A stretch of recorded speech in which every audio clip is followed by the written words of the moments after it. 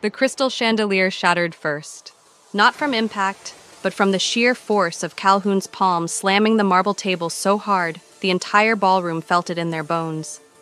The sound cut through the gala like a blade through silk. Sudden, violent, absolute.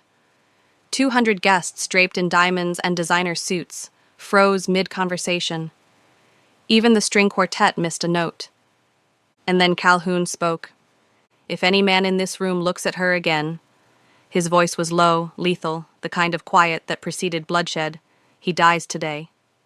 Every eye in the Cal Estate ballroom turned toward the woman standing alone near the terrace doors. Rihanna Hayes, no, Rihanna Cal, though no one ever called her that, stood perfectly still in a gown the color of midnight emerald. The dress clung to her melanin-rich skin like liquid armor, the fabric shimmering under the chandelier light as if daring anyone to look away. Her expression was unreadable, a mask she'd perfected over 3 years of being invisible in plain sight. But her hands trembled, just slightly, just enough. Calhoun saw it. He always saw everything about her, even when he pretended not to. He moved, not the controlled, calculated stride of the Cal air. This was something raw, desperate. The crowd parted like water as he crossed the ballroom floor, his tailored black suit doing nothing to soften the predator beneath. His jaw was set, his dark eyes burning with something that looked dangerously close to fury or fear. Rihanna's breath caught as he reached her. For 3 years, this man had existed in her life like a ghost, present but untouchable, close but unreachable. He'd sat across from her at dinners without speaking, passed her in hallways without acknowledging her, shared a home with her while treating her like expensive furniture, necessary for appearances, irrelevant otherwise. And now he was right in front of her, close enough that she could smell his cologne, see the tension in his throat, feel the heat radiating off his body. "Calhoun, what are you—" He didn't let her finish. His arms wrapped around her waist and pulled her against his chest with a force that knocked the air from her lungs. The embrace was bruising, possessive, absolutely shocking. Gasps rippled through the ballroom. Someone dropped a champagne flute. The patriarch, Cal Jung-soo himself, stood from his seat at the head table, his face purple with rage. But Calhoun didn't care. He held his wife like she was the only solid thing in a world coming apart, his hand sliding up to cup the back of her head, fingers tangling in the elegant updo she'd spent an hour perfecting. His other arm banded around her waist, anchoring her to him. "You don't get to leave," he said against her ear, so quietly only she could hear. His voice was ragged, broken. Not tonight. Not ever. Rihanna's mind was reeling. 3 hours ago, she'd been in the West Wing, her prison, burning her wedding photos in the fireplace, watching the glossy images curl and blacken, smoke rising like the ghost of every hope she'd buried over 1,095 days of marriage. The smuggler was supposed to meet her at midnight. Sun Young-soo had arranged everything. A car, new papers, a way out of this golden cage where she'd been labeled riffraff and disposable by everyone who mattered. She'd been minutes away from vanishing. And then Payeon Jung had appeared in her doorway with that soft, concerned smile that never reached his shark-flat eyes.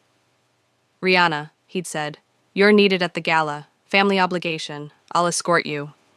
She should have known it was a trap. Now, standing in Calhoun's arms while the entire Cal syndicate watched in stunned silence, Rihanna understood. This wasn't about love. This was about power. This was Calhoun making a statement, drawing a line in the sand, declaring ownership. Except, his hands were shaking. She felt it against her back, against her scalp. The great Calhoun, the devil of the Cal family, the man who'd built his reputation on ice-cold control and calculated violence, was trembling as he held her. "You're hurting me," she whispered, testing him. Immediately, his grip loosened, not releasing her, but gentling. His thumb traced an apology against her spine. That single gesture broke something open inside her chest. "Calhoun." The patriarch's voice cut through the moment like a judge's gavel. "Explain yourself, now!" Calhoun lifted his head, but he didn't let Rihanna go. If anything, he pulled her closer, turning them both to face his father. The message was clear. To get to her, you'll have to go through me. There's nothing to explain, Calhoun said, his voice carrying across the silent ballroom. My wife was about to be disrespected in my own house. I'm correcting that mistake. Your wife? Cal Jung-soo's laugh was cruel. That riffraff has been nothing but a decoration for 3 years. Since when do you claim decorations? Since today. Calhoun's tone dropped to something deadly. And the next person who calls her riffraff will need a closed casket. Rihanna's heart was hammering so hard she was certain everyone could hear it. This couldn't be real. This had to be another game, another manipulation in a household built on lies and lethal envy. But then Calhoun did something that shattered every assumption she'd built about their marriage. He turned her in his arms, gently, carefully, until she faced him. And then, in front of 200 witnesses, in front of his father and the elders and every ranking member of the Cal Syndicate, he looked at her like she was the only person in the world. I'm sorry, he said, loud enough for everyone to hear. For 3 years of silence, for making you think you didn't matter, for being too afraid to admit that you've owned me since the day we met. The ballroom exploded into chaos. 3 weeks before the gala, Rihanna learned what true humiliation tasted like. The elders' tea ceremony was a monthly ritual, one she'd endured countless times with practiced silence. But today, Elder Choi, a woman whose cruelty was as refined as her porcelain teacups, decided silence wasn't enough entertainment. Tell me, Mrs. Cal, Elder Choi said, her voice dripping with false sweetness. Have you given any thought to providing the family with an heir? Or are you too busy playing dress-up in clothes you can't afford on your own? The other elders tittered behind their fans. Rihanna kept her spine straight, her hands folded in her lap, her face a perfect mask of composure. She'd learned early that reactions were currency in this house, and she refused to pay. The timing hasn't been right, Rihanna said evenly. The timing. Elder Choi set down her teacup with deliberate force. You've had 3 years. How much more time does a woman of your background require? Or perhaps the issue is that your husband finds nothing worth... Elder Choi. Elder Park's voice cut in, softer but no less cutting. Let's not be cruel. I'm sure Mrs. Cal understands her position here. Temporary, transactional, entirely replaceable once the shipping routes are secured. The words landed like stones in still water. Rihanna felt each one sink into her chest, but she didn't flinch. She'd heard variations of this for 1,095 days. She could survive one more afternoon. Of course, she said quietly. I understand perfectly. What Rihanna didn't know was that 50 feet away, behind a two-way mirror in the adjacent study, Calhoun stood in absolute stillness. He'd been reviewing contracts when he'd heard voices through the wall. He should have left. He should have walked away like he'd done 1,000 times before. Instead, he'd moved to the mirror. And now he was watching his wife, sit with perfect posture while 7 women systematically destroyed her with words he should have stopped years ago. Her face was calm, but he could see the micro-expressions she thought she was hiding. The slight tightening around her eyes. The way her fingers pressed together just a fraction harder. The barely perceptible breath she took before responding. She was breaking, slowly, carefully, in a way that would leave no visible scars. You know what I heard? Elder Min leaned forward conspiratorially. I heard Calhoun has been seen with Park Hannah quite frequently. Late dinners, private meetings. She's much more suitable, don't you think? Traditional, connected, Korean. The crystal glass in Calhoun's hand shattered. He didn't remember squeezing. Didn't register the pain until blood dripped onto the Persian rug beneath his feet. But he couldn't look away from Rihanna's face. Couldn't stop watching as something in her eyes went completely dark. I'm sure my husband's business requires many private meetings, Rihanna said, and her voice was so hollow it made Calhoun's chest ache. I don't presume to question them. How modern of you, Elder Choi said with a smile that was all teeth. Most wives would be concerned. But then again, most wives are actually wanted. Calhoun's other hand went to the door handle. He was going to walk in there. He was going to end this. He was going to... He froze. If he defended her now, If he showed the elders how much she mattered, they would know. They would understand that Rihanna wasn't just a business arrangement, that she was the vulnerability they'd been searching for, that she was the one weapon they could use to bring the devil of the Cal family to his knees. His hand dropped from the door. Rihanna stood with quiet grace. "Thank you for the tea, elders. I have other obligations this afternoon." She walked out with her head high, her steps measured, giving them nothing. Calhoun watched her leave, then looked down at his bleeding hand. The glass had cut deep, slicing across his palm in a way that would leave a scar. Good. He wanted the reminder. Wanted the physical proof of this moment when he'd chosen strategy over her dignity. Wanted to remember why he could never, ever let himself touch her. Because if he did, he wouldn't be able to let go. That evening, Rihanna sat in the West Wing's window seat, watching the sun set over Seoul. She'd stopped crying after the first year. Tears were another currency she refused to spend. But the hollowness in her chest had grown into something vast and consuming, something that whispered she should have left 2 years ago, 1 year ago, yesterday. Beautiful view. She turned to find Pyeonjung in her doorway, holding 2 glasses of wine. Calhoun's half-brother had always been kind to her in small ways. A smile in passing, a polite greeting when others ignored her, an invitation to gallery openings when she was drowning in isolation. "I didn't hear you knock," Rihanna said carefully. The door was open. He stepped inside, offering her a glass. "You looked like you could use this. I heard about the tea ceremony." Of course he had. Information traveled through this house like blood through veins. "I've endured worse," she said, accepting the wine because refusing would have been rude, and she was always, always polite. "You shouldn't have to endure anything." Pyeonjung settled into the chair across from her, his posture relaxed, his expression sympathetic. "You deserve better than this, Rihanna. Better than being invisible. Better than being humiliated by bitter old women. Better than a husband who treats you like a shameful secret." The wine was excellent.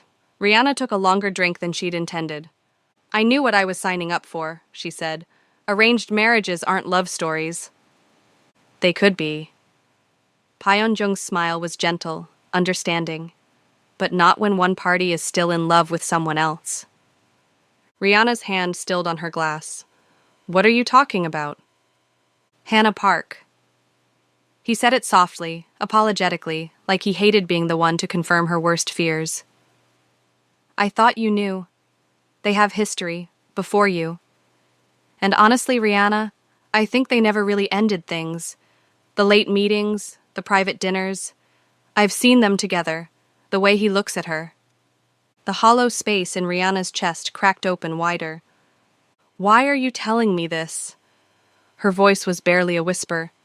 "Because you're a good person, trapped in an impossible situation.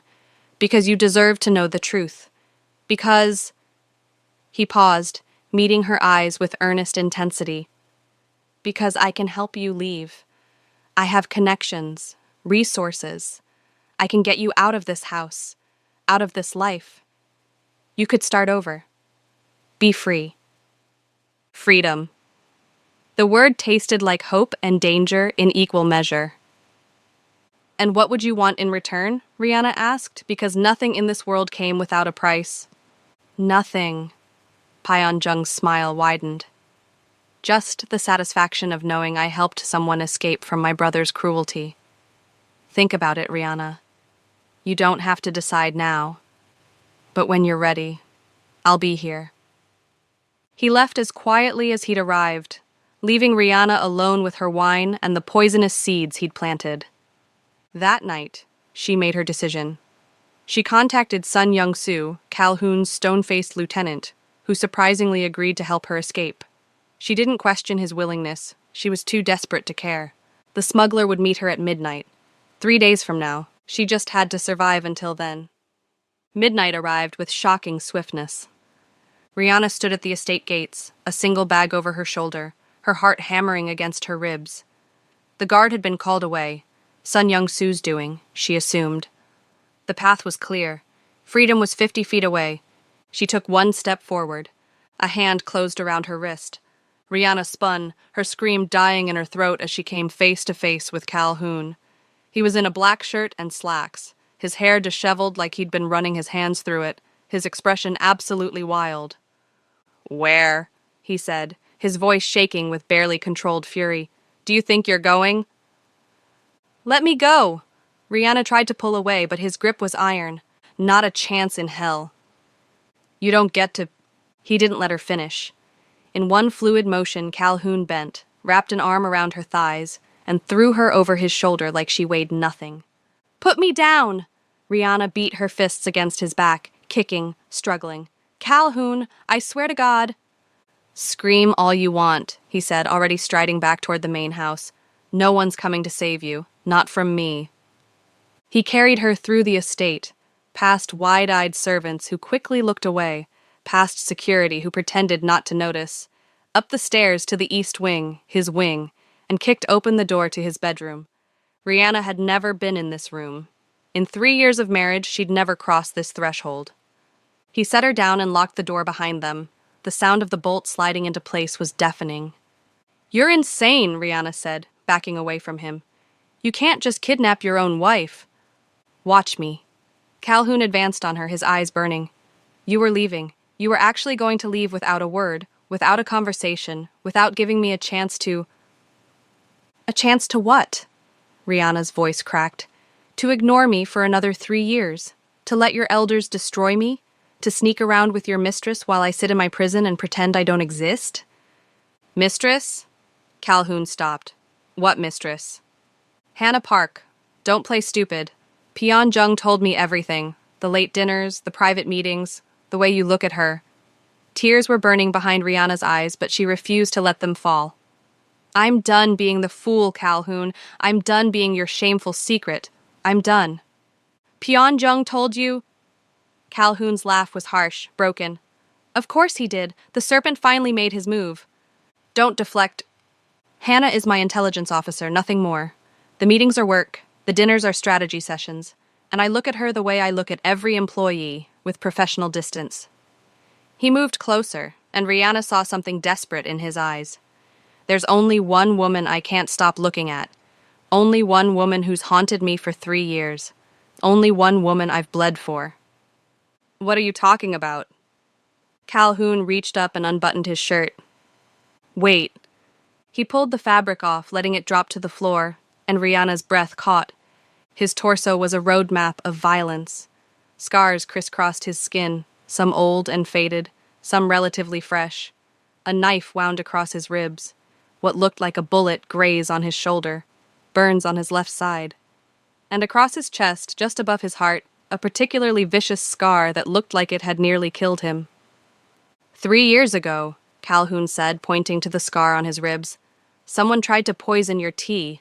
I found out, took care of it. Got this in the fight." He pointed to his shoulder. 2 years ago, faulty brakes on your car. I had the mechanic dealt with. His associates weren't happy." The burns. 18 months ago, an arsonist tried to burn down the West Wing while you slept. I got you out. Went back for your photo albums because I knew you'd want them. The scar above his heart. 6 months ago, an elder hired a sniper. The shot was meant for you at the charity gala. I stepped in front of it. Rihanna couldn't breathe, couldn't think, couldn't process what she was hearing. "Every accident you avoided," Calhoun continued, his voice raw. "Every close call, every moment of unexpected luck. That was me. I played the villain. I stayed away from you. I let you think I didn't care, because if the elders, if Pyongyang, if anyone in this house knew how much you meant to me, you'd become the target. You'd become my weakness." His hands clenched into fists. "I failed. They targeted you anyway. And I'm done pretending." "Why didn't you tell me?" Rihanna whispered. "Because you're safer hating me than loving me. Because this world destroys anything soft. Because—" His voice broke. "Because I'm a coward who thought keeping you at a distance would keep you alive." Rihanna reached out with trembling fingers and traced the scar above his heart. Calhoun shuddered at the contact, his eyes closing like her touch was both agony and relief. "You took a bullet for me," she said. I'd take 1,000 more. You're an idiot. I know. You should have told me. I know. Rihanna looked up at him, at this man who'd protected her in silence, who'd bled for her in shadows, who'd loved her the only way he knew how, badly, destructively, absolutely. What happens now? She asked. Calhoun opened his eyes, and what she saw there stole her breath. Now, he said, I stop hiding. Now I show this entire house exactly who you are to me. Now the no-touch rule dies, and everyone learns what happens when they disrespect what's mine. The next morning, Calhoun called an emergency household assembly. Every servant, every guard, every staff member filed into the main hall with confused expressions. This was unprecedented. Rihanna stood beside Calhoun, her hand clasped firmly in his. She could feel the shocked stares, hear the whispered questions. Calhoun waited until the room was silent. 3 years ago, he said, his voice carrying to every corner, I made a mistake. I allowed my wife to be treated as less than she is. I allowed disrespect. I allowed cruelty. That ends today. He gestured, and Sun Young-soo stepped forward with a tablet, reading names. Head maid Kim, butler Shin, cook Lee, guard Chung, step forward. The 4 servants exchanged nervous glances before complying. These 4, Calhoun continued, have been recorded using derogatory terms for my wife. Riffraff, trash, temporary. The recordings are time-stamped and verified. The servants' faces went pale. You have 2 options, Calhoun said, his tone absolutely lethal. Option 1, you kneel before my wife. You apologize for every insult, every slight, every moment of disrespect. You beg for her forgiveness, and if she grants it, you keep your jobs but lose 3 months' salary, donated to a charity of her choosing. He paused, letting that sink in. Option 2, you refuse. You leave this estate in whatever condition I decide, and I promise you it won't be walking. The silence was absolute. Headmaid Kim was the first to move. She dropped to her knees in front of Rihanna, her head bowed. Mrs. Cal, she said, her voice shaking, I have been cruel and disrespectful. I have failed in my duty and my humanity. Please forgive me. One by one, the others followed. Rihanna looked down at the 4 people who'd made her life miserable for 3 years, now kneeling at her feet, and felt something shift inside her. Not satisfaction, exactly, but recognition, acknowledgement, power. I forgive you, she said quietly. Don't make me regret it. They scrambled to their feet and fled. Calhoun turned to address the rest of the assembly. Let me be absolutely clear. My wife is not a decoration. She is not temporary. She is not replaceable. She is the future of this house, and anyone who fails to show her the respect she deserves will answer to me personally. Understood? A chorus of "Yes, sir" echoed through the hall. Good. Dismissed. As the servants filed out, Rihanna felt Calhoun's arm slide around her waist, pulling her close, in front of everyone, claiming her publicly for the first time. How do you feel? He murmured against her ear. Like a queen, she admitted. Good. His smile was sharp and satisfied, because that's exactly what you are. The emergency council meeting was called at dawn, and Calhoun knew before he entered the room that this was an ambush. Kal Jong-soo sat at the head of the table, flanked by the 7 elders and Pyeon-jung, whose expression was perfectly crafted sympathy. The patriarch's face was carved from stone and fury. Sit, Kal Jong-soo commanded.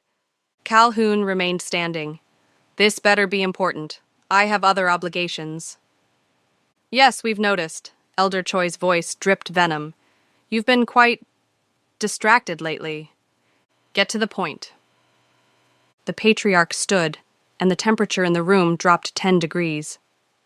You are unfit to lead this organization. The words hung in the air like an executioner's blade. On what grounds? Calhoun's voice was deadly calm. Obsession, weakness, loss of strategic judgment. Kal Jong-soo gestured to a folder on the table.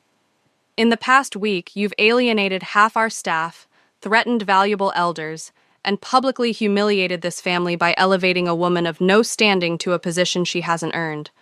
You're thinking with your cock instead of your head, and it's making you vulnerable. Rihanna is my wife. Rihanna is a liability. The patriarch's fist slammed the table. She's made you soft, predictable, weak.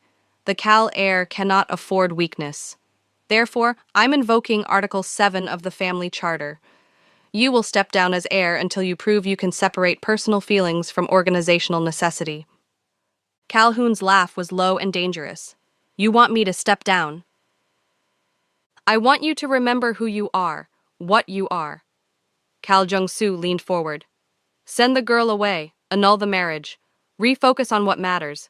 Do that, and in 6 months, we'll revisit your position. And if I refuse? Then the council votes on your removal, permanently. The patriarch's smile was cruel. I already have the votes, boy. Don't make this harder than it needs to be. Calhoun looked around the table, seeing the truth in every face. They'd already decided. This meeting was just theater.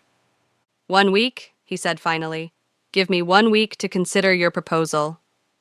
You have 3 days, Cal Jung-soo countered. And the girl stays in the West Wing under guard until you decide. We can't have her influencing your judgment. It was a declaration of war wrapped in procedural language. Calhoun walked out before he did something that would start the bloodshed prematurely. He found Rihanna in their bedroom now, not his, staring out at the Seoul skyline. She turned when he entered, and the moment she saw his face, she knew. They're coming for us, she said, not a question. They're coming for me. They want you gone. He pulled her into his arms, holding her like she might disappear. I won't let that happen. What are our options? War or surrender? I don't surrender. Rihanna pulled back to look at him, and he saw something fierce burning in her eyes. Then we go to war, but Calhoun, I'm not sitting in the West Wing while you fight for us. I'm done being protected. Rihanna? No. Her voice was steel. If I'm going to be your partner, your equal, then I need to understand this world. Really understand it. The blood, the strategy, the violence, all of it. It's dangerous. Existing in this house is dangerous. At least let me be dangerous back. Calhoun studied her face, seeing the determination there, the transformation from the hollow woman who'd tried to escape 3 weeks ago to the queen standing before him now. Okay, he said finally, but you train with the best. Sun Young-soo looked at Rihanna like she'd grown a second head. You want me to teach you what, exactly? The stone-faced lieutenant crossed his massive arms. Everything, Rihanna said. They were in the estate's private training facility, a windowless room in the basement that smelled of sweat and gunpowder. How your world works, how to read people, how to find weaknesses, how to protect myself, how to fight. Mrs. Cal, Rihanna, just Rihanna when we're training. Sun Young-soo glanced at Calhoun, who nodded. The lieutenant sighed. This isn't going to be pleasant. I don't want pleasant. I want effective. What followed were the most brutal 2 weeks of Rihanna's life. Sun Young-soo was a merciless teacher who treated her like any other recruit, which meant he treated her like she was incompetent until she proved otherwise.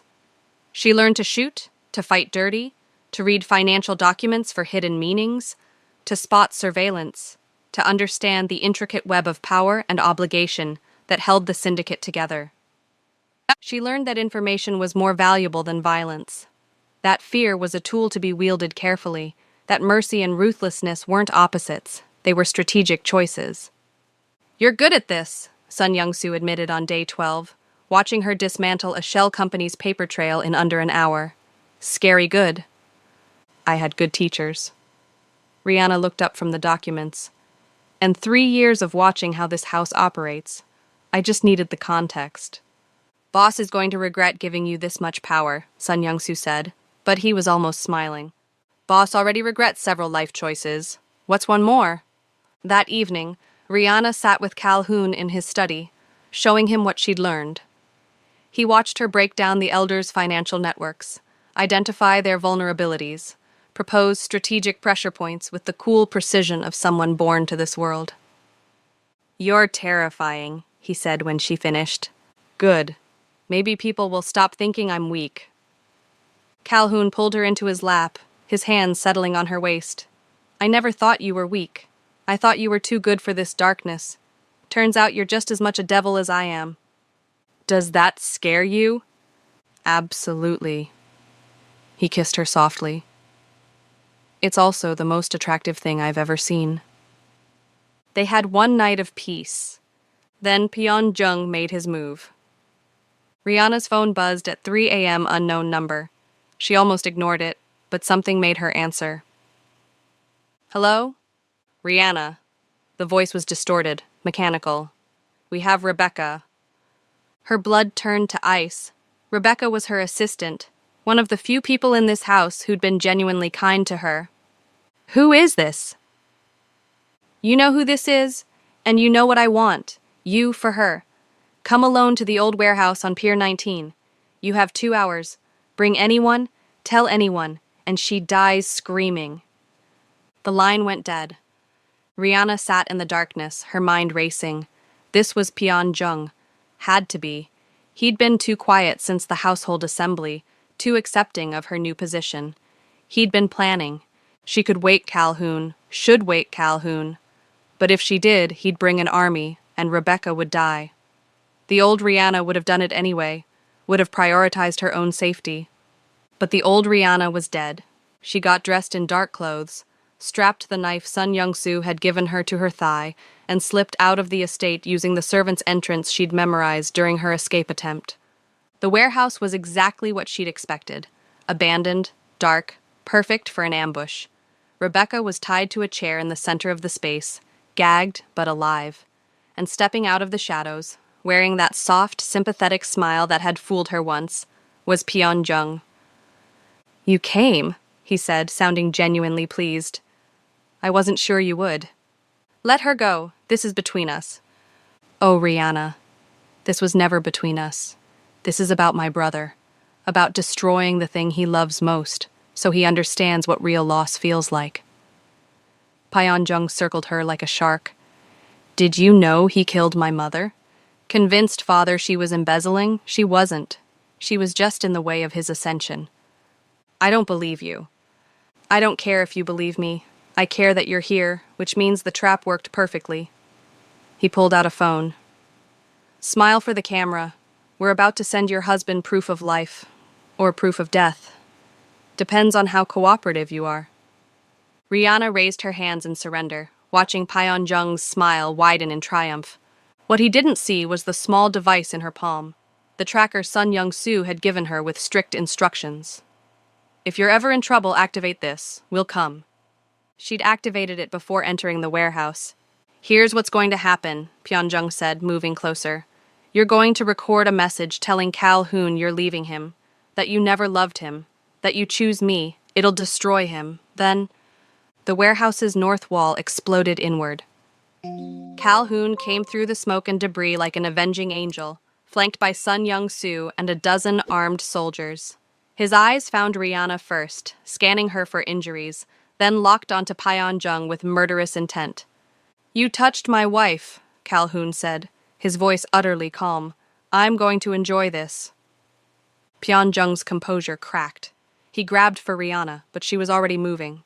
Sun Young-soo's training kicked in. She dropped low, swept his legs, and drove her knife into his thigh in one fluid motion. Pyeongjung screamed and fell. Wrong choice, Rihanna said, standing over him.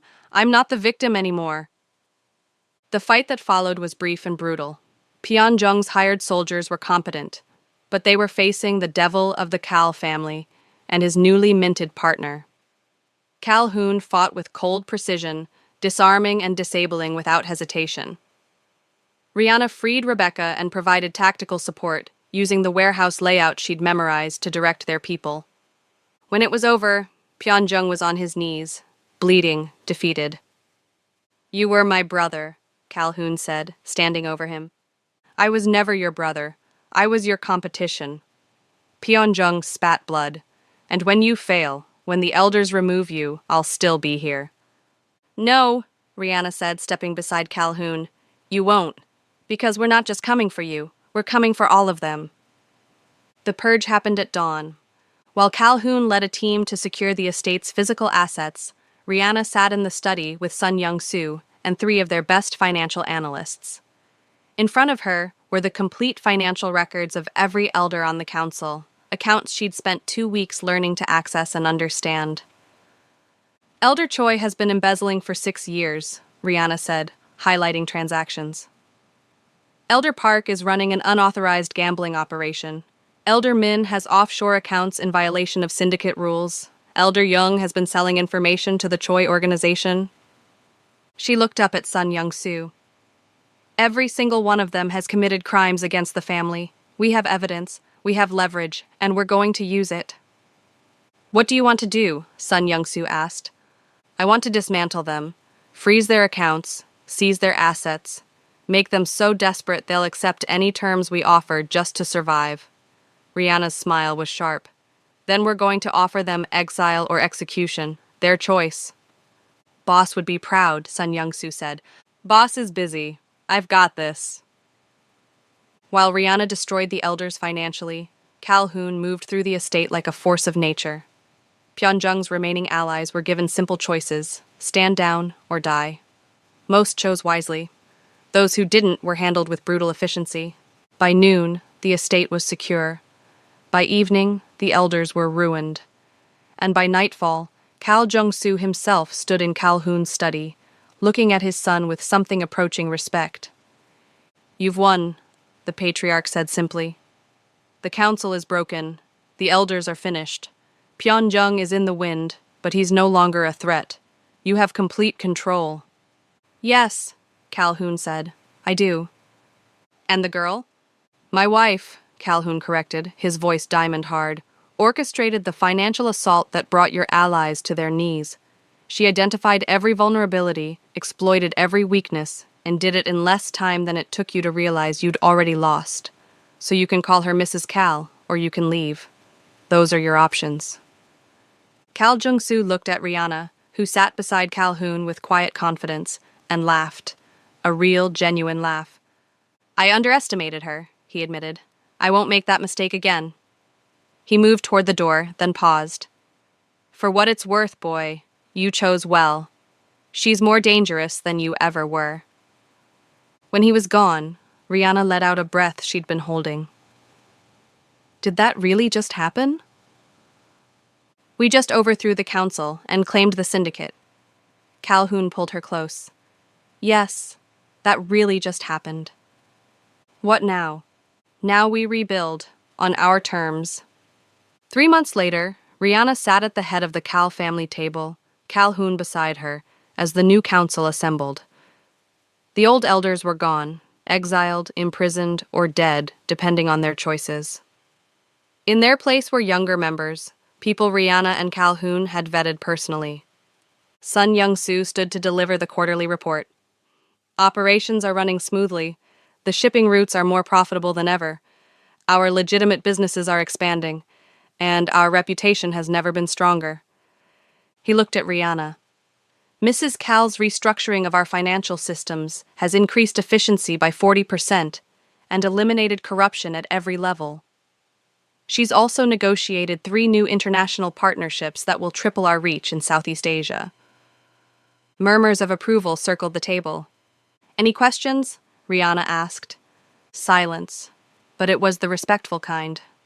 After the meeting, Calhoun found her on the terrace, watching the sun set over Seoul. He wrapped his arms around her from behind, pulling her against his chest. You know, he murmured against her ear, when I married you 3 years ago, I thought I was getting a business arrangement. A quiet, manageable wife who'd stay in her lane. How's that working out for you? Rihanna leaned back into him.